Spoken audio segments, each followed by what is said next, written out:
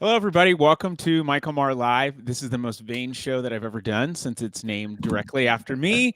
But this is a really casual thing that I started maybe a couple months ago where I bring on people that are in the e-commerce retail space. And we just kind of talk about brands and what's going on and talk from really their point of expertise. So today is joining me, Alex Melen. He's the co-founder and CEO. He said that was good enough of SmartSites. They're a great partner of ours. Alex, welcome to the show. Tell us a little bit more about you and what you and SmartSites do. Yeah, thank you for having me. So we're SmartSites, a full-service digital marketing agency. So we make websites and then we do the marketing side. So SEO, pay-per-click, social media, email marketing, everything they could imagine on the digital side, we do. Been doing it. Started the company with my brother in 2011. So geez, a lot. Every time I say that, I have to redo the math because it doesn't seem like it's been that long, but I guess it's been a while. We have 400 employees worldwide. We are one of the fastest growing, top rated digital marketing agency. And I know that's kind of biased, but I say that pretty confidently. If you Google SmartSites or SmartSites reviews, I think the internet will agree with my statement. Well, we've really enjoyed working with you as a partner, which, that's a little bit different story. But I'm curious to know at what point did you start to feel like, okay, man, this really has some critical mass? I mean, if you've been doing this for the past, 14 years, was there a point where things kind of started to turn a little bit in a positive direction? Yeah, good question. So we since we started, we've always been self-funded, and we have always grown over 35% every single year over year, both headcount and revenue. So we've always, I can't say there's been a necessarily pivotal point, but we did start with some background in the space. Both myself and my brother had prior companies. We kind of merged a couple of things to form SmartSites. So there was already a lot of framework involved. So we kind of started on a better foundation than a lot of startups start. Let's put it that way. And because we didn't have to raise funding, that also gave us a lot of flexibility with the way we did things. So luckily, I don't think there's been that pivotal point. Obviously, every stage of growth is different and has its own challenges. 100 employees is different than 400 employees, and there's a lot of steps along the way. It's not just one smooth line up, right? But yeah, if I think about it, I don't think there's any pivotal moment of like make or break it, like in the movies with like the suspenseful music playing in the background. I don't remember any kind of those. We can maybe get some suspenseful music playing in the background, just Yeah, make it sound more dramatic. And honestly, it sounds like just being consistent, showing up, and continuing to push towards growth. It doesn't have to be ginormous growth every single month, every single year, but just that yeah. consistent. I mean, 35% for a really large company growth, that's big. It's Small getting company, easier. harder than it was for sure. It's definitely not Silicon Valley growth. I've been involved in other companies, and I'm on the board of two other companies. So it's definitely not the Silicon Valley or the stuff you see on in the movies kind of growth, the like 10,000% per year kind of growth. But yeah, I think it's can I say it's measured and manageable growth. I think anything else in our space in the agency world is very hard to maintain the quality. And the agencies you see there grow quicker or take very big spurts of growth are the ones where all of a sudden they have like tons of one-star reviews and they like delete their Google My Business profile.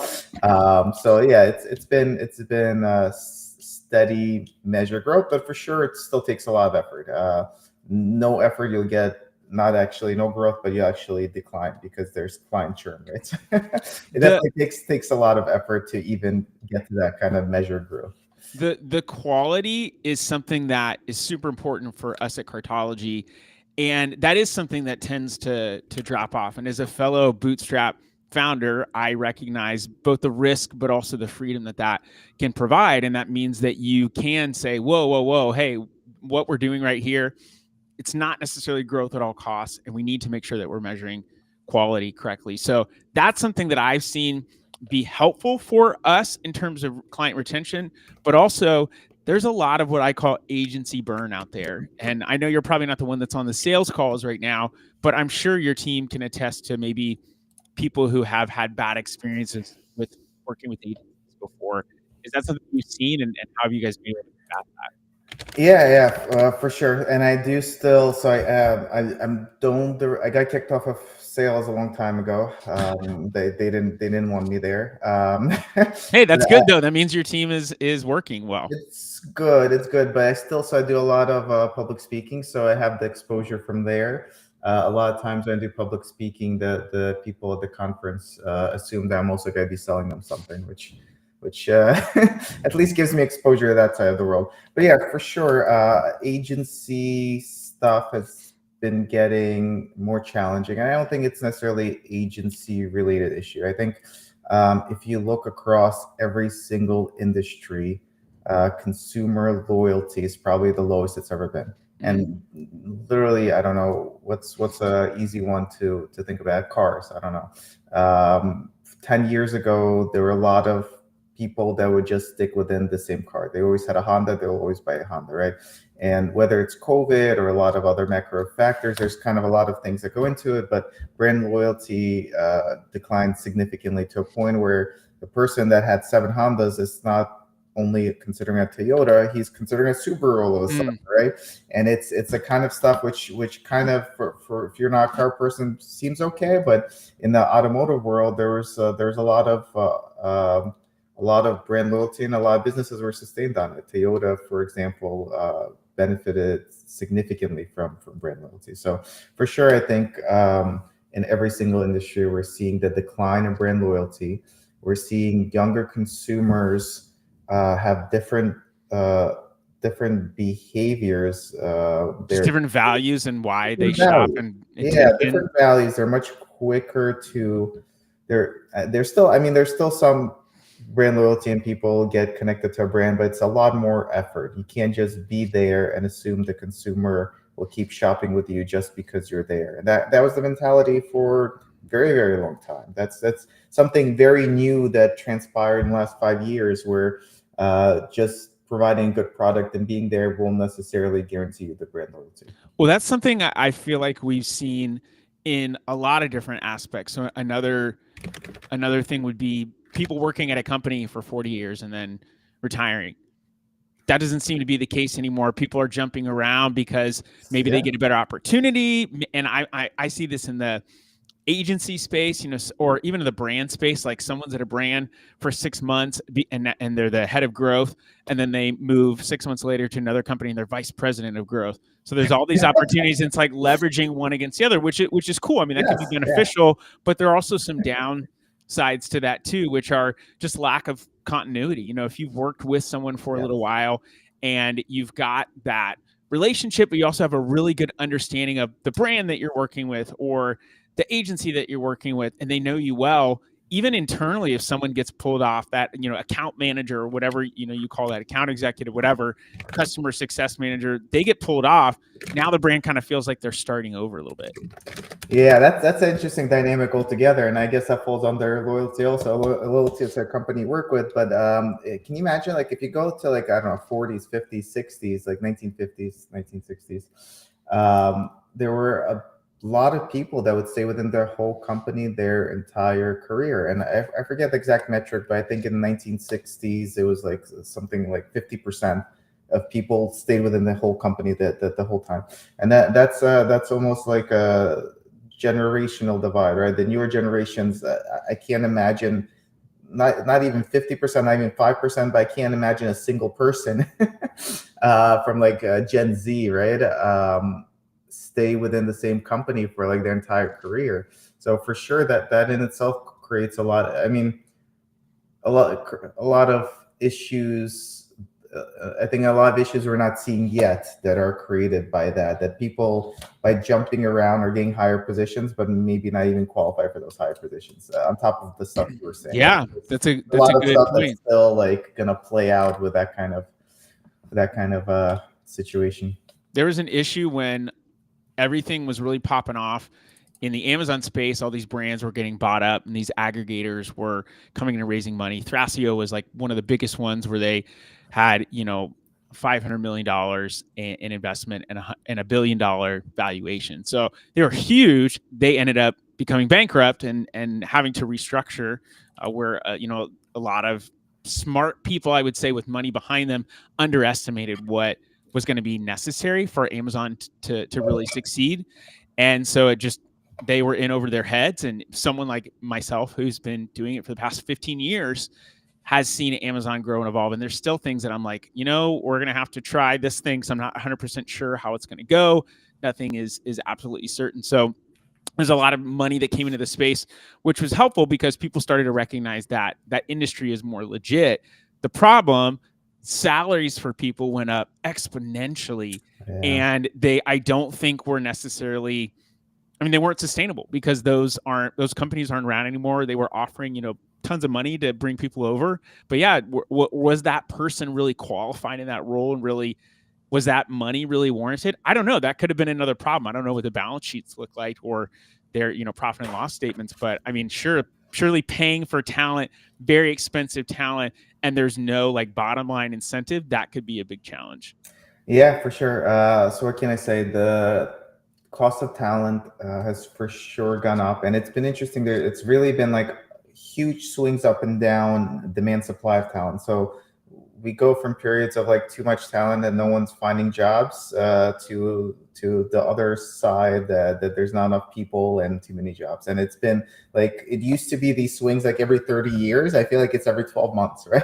we go like these very, very extreme 12-month periods. And the other side that kind of creeped up on a lot of companies that I've spoken with isn't even necessarily like the certain events causing the increase in salaries, but just a couple of years of high raises. So if you think about it, if a company is doing, I don't know, 9-10% raises since COVID, right? COVID brought this about. Like, as COVID eased up, a lot of companies started doing like higher raises because inflation was on everyone's mind, right? So let's say 9-10% you're doing for 4 or 5 years. 5 years of 9% raises, you just raise everyone's salaries 50%, right? So that also creeped up on people pretty quickly. But honestly, probably more than 50%, because if you think about the percentage from where they started, it compounds. So when we think about loyalty, a lot of brands, especially, I know you work with service providers, but you also work with e-commerce brands, and something that brands who, especially as they have renewable products, they're looking for some loyalty. So anything that you've seen that brands can think about in terms of consumer loyalty to keep people around, even though they know people are probably going to be a little bit less loyal, they might be more price conscious depending upon what's going on in the economy? Yeah, so what can I say? It's I think that's going to be an important thing to think about, and for every brand to work on, from the huge brands to small brands. Brand loyalty, I think that's gonna be huge, because as client acquisition costs go up, you really need to have the lifetime value to make your product feasible, right? We have, especially e-commerce space is a good example. A lot of clients in the e-commerce space get caught on transactional profit. So I spent $3. This customer bought something for me, and it made me $4. I'm transactionally positive, right? But with the cost of client acquisition going up across the board, it's going to become impossible to be transactionally profitable. So at that point, you want to be profitable at the lifetime value of getting that customer, not just that one transaction they made. And lifetime value is customer loyalty. You want the customer, obviously, to come back and shop with you again. You want the customer to refer people to you. You want the customer to leave a good review for you, right? There's all that stuff that goes into it. I think that is going to separate the companies that stay in business and those that don't, right? Those that rely purely on transactional profits, I think, are going to have business. Customer loyalty is a tough one. It's very hard to get it. It's very hard to keep it. It's very easy to lose it. I think that's how I would define customer loyalty these days. I think it has to be intentional. I think it can't just be anymore just making a good product and everyone's going to be loyal to me, right? It has to be intentional. You have to show appreciation for it. You have to do email marketing that aligns with your company, with your brand, with your image. You have to be doing events, and it has to be an ongoing thing. You can't just kind of sit back. And it used to be, by the way, the magic formula used to be you make a good product, right?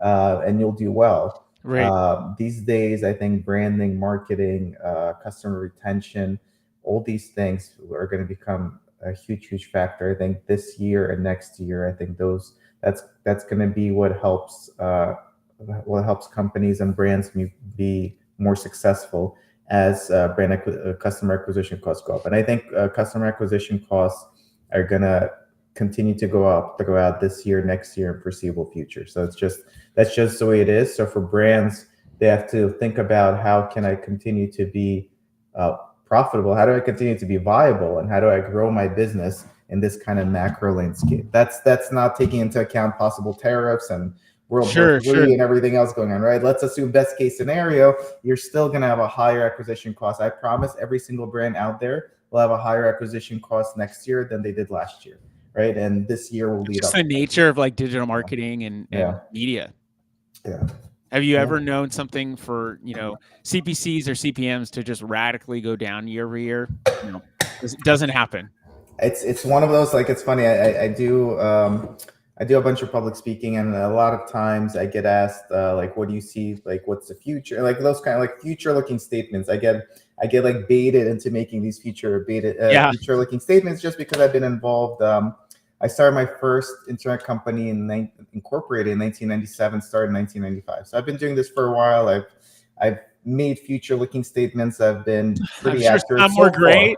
Okay, I was going to say some probably flopped, but that's the nature of future. The ones that were correct get highlighted, and then I get baited into making future-looking statements. So my response is always, the only future-looking statement I can make is your cost per click is going to go up next year versus this year. There you go.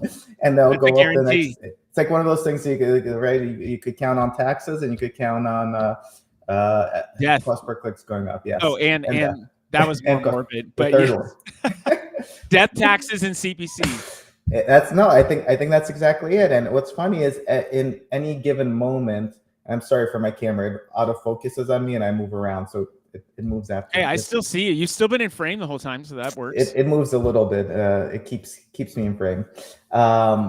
In the moment, it always seems very expensive. So when I just started my hosting company in '97, I think Google Ads didn't exist. So we have to fast forward a couple of years when Google Ads just came out, and I had to pay 10 cents per click to advertise on Google. I'm like, are you kidding me? Yeah. I'm like, I have to pay 10 cents for a click? That's such a ripoff. I'm like, I'm never doing this. Right now, I'll tell you, we spend a lot on our own paid search. It's a big part of our strategy because we don't do outbound marketing. So we spend a lot to advertise ourselves, and then people call it. And that's our business model. On paid search, which is very Google centric, I don't know, we spend $500,000 a month, let's say. It's more, but to round down, $500,000 a month. So we spend a ton, and I work in the industry, and some of these CPCs even scare me. So we wind up bidding a lot on our own brand because other people do, and that's an issue in itself. But we have some clicks. That are costing us over $350 for our own brand. So I'm paying $350 for someone that already knows SmartSites and is already searching for SmartSites. How crazy. And by the way, this is going to sound just as crazy in 10 years as me saying 10 cents per click for hosting keywords, right? Sure, yeah. In 10 years, when the cost per click is like $10,000, like $10,000, I'll be like, oh man, I remember the days when I just paid $350 for that click. That seems wild to think about now. But honestly, when I'm hearing you talk, and I'm just thinking about a couple things. One thing that seems very, very clear to me is we are just, as consumers, inundated with information. Our phones want our attention. We see ads on TV. We see ads on our phone. We have so much content that we scroll through on social media and spend so much time. And yet right now we are like the loneliest generation. Suicide rates are up. There's like all this less connectivity. And so there's a lot of things vying for our attention, and I don't think they're truly fulfilling us. And so that number one is kind of the core thing. But then two, because of the amount of information that's out there, in order to get someone to stay loyal to you, you have to be relevant. And that honestly sometimes just means being a part of the conversation today instead of relying upon what worked well a week ago even. For sure, you have to be very, very relevant. You have to be very, very agile. So I remember during COVID, and I work a lot in the automotive space. I have a book about automotive search marketing, so that's why a lot of my examples are automotive themed. But during the COVID times, I remember a lot of dealerships. The messaging we were pushing is how clean the space is, Mm, how cleanliness, how employees wear masks, it's safe to come back and buy a car in person, all that stuff. And all that went away pretty quick. Like once COVID was dying down, like no one cared about that at all anymore. Like very quickly it was like yeah. that. Like people went like afraid to go into a dealership to like going in and like, I don't know, that I remember there's a dealership that was doing some kind of big, COVID was still a thing, but it was dying down, was doing some kind of big party, and they put pictures on social media of the party, and they had like candles in the cake. People were like blowing, so people were spitting all over the cake, and then they were serving the cake. And they went very quick from like masks to like spitting on cake and then serving Yeah. it to everyone.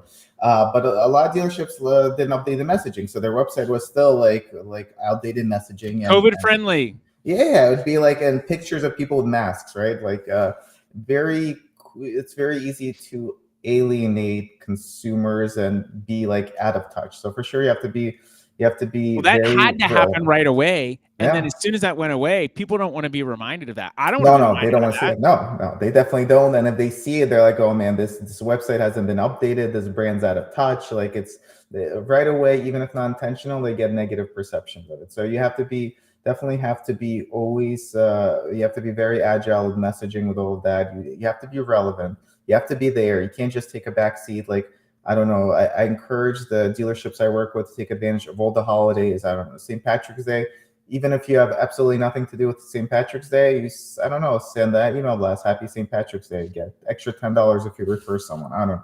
You have to like stay relevant to that conversation. You have to stay there. Consumers attention spans are like zero now. I have two daughters, 10 and 11 years old, and I watch them use TikTok. It's not even like 10-second attention span. I think it's fractions of a second at this point. So it's tough. It's tough out there, and Yeah. I think brands have to be a lot more intentional with what they're doing than before. And sometimes that involves hiring people, hiring agencies. I don't know, but it's much harder to just be out there and succeed, right? Like, and the internet kind of brought that to the forefront. Like 10, 15 years ago, as the internet was gaining momentum, you really just needed to be out there. You needed to be on the internet. You need to be found. Fun. You had to do like very light. I don't know. Go Google Ads, very light Google Ads, and you'll be fine. You just need to be found, and Yeah. that's fine. But now you have to be very intentional about building your brand, nurturing your consumers, your lifetime value of consumers. There's a lot that goes into it, and I think a lot of companies have been getting by from the COVID bump, like right, the government kind of propped up the entire economy during Yeah. COVID, which helped everyone across the board. Even if you didn't directly get money from the government, I promise it helped you in some way. So every industry kind of got the COVID bump, right? So they kind of you didn't have to go out of your way to be exceptional in what you do to kind of stay in business. But I think in the Then coming years, 2023 hit and a lot yeah. of things went south. A lot of brands went under. A lot of companies went under. And I think they'll continue. I think there's still a lot that are holding on uh, from the benefits they received in 2022, 2023, and they're still like holding on there. That they won't be if they don't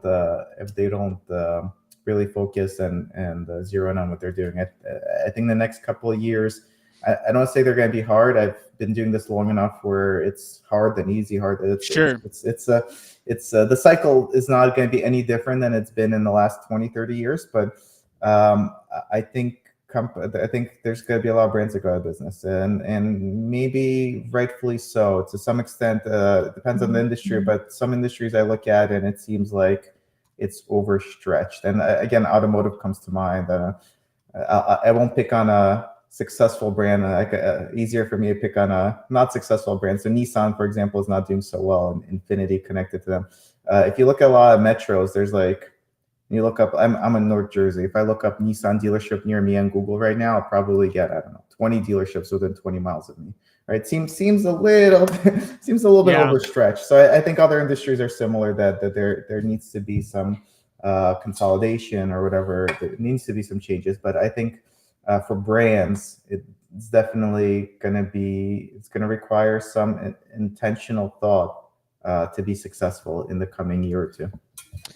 Before we go, I love practical ideas, practical tips that people can use. What's one thing right now that a brand could do? I mean, a very literal step that they could do to just help improve that customer loyalty with people. Yeah, good question. I think the first step, and I've recommended this before, so it might not be new, but the first step I would recommend is to focus on first party data. I think that has been brought to a forefront, but maybe not enough. I think it will continue to be. I think your marketing edge as a business is going to be your first party data. So literally, people who are buying from you, right? That's going to be your treasure trove of success. And a lot of businesses are still not focused on it. They're still don't really focus on it. Don't do much with it.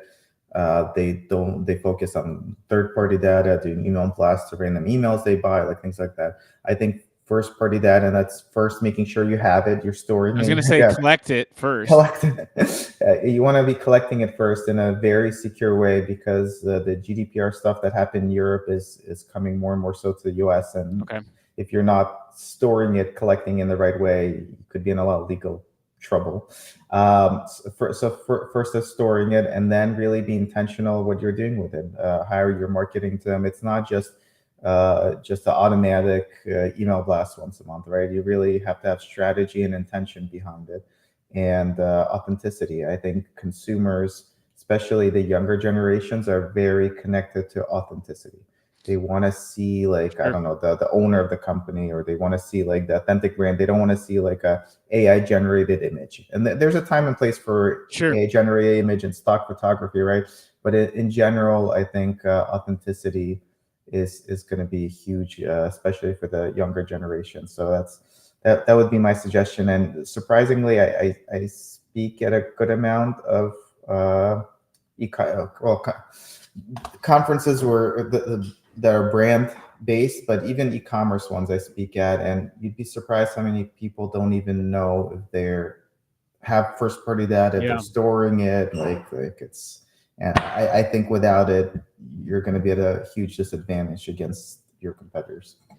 Cool. Well, thanks for coming on, man, today. I think that was a great, yeah, of course, that was a great practical tip. Basically, just collect your first party data and then do something with it. Know what to do with it, but do something with it. So we appreciate you coming on. And yeah, that's all for today, people. We're out.